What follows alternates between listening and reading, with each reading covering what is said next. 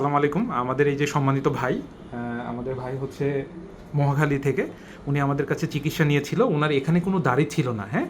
আমরা চিকিৎসা করার পরে, একবার চিকিৎসা করার পরে এই যে এখন আপনারা আসছে, আপনারা যদি খুব ভালো করে খেয়াল করেন, একদম ক্লিয়ার বোঝা যাচ্ছে ছোট ছোট চুলে ওনার এই পুরো এরিয়াটা ভরে গেছে। ওনার এটা কিন্তু এরকম ছিল না, না, একদম ক্লিন ছিল। একদম ক্লিন ছিল। এখন কিন্তু দাড়ি ওঠা শুরু হয়েছে, হ্যাঁ? আমরা খুব ভালো করে আপনাদেরকে দেখাই। এখন আমরা একটু সরাসরি একটু ভাইয়ের মুখ থেকে একটু শুনবো, হ্যাঁ? আমাদের সম্মানিত ভাই, ওয়ালাইকুম আসসালাম। হ্যাঁ ভাই, আপনি একটু বলেন।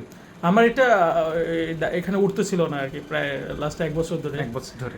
পরে আমি খুঁজতেছিলাম কোথায়, হঠাৎ করে আপনার পাইলাম, মনে আর ভিডিও দেখার পর মনে হলো যে খুব বিশ্বস্ত জায়গা।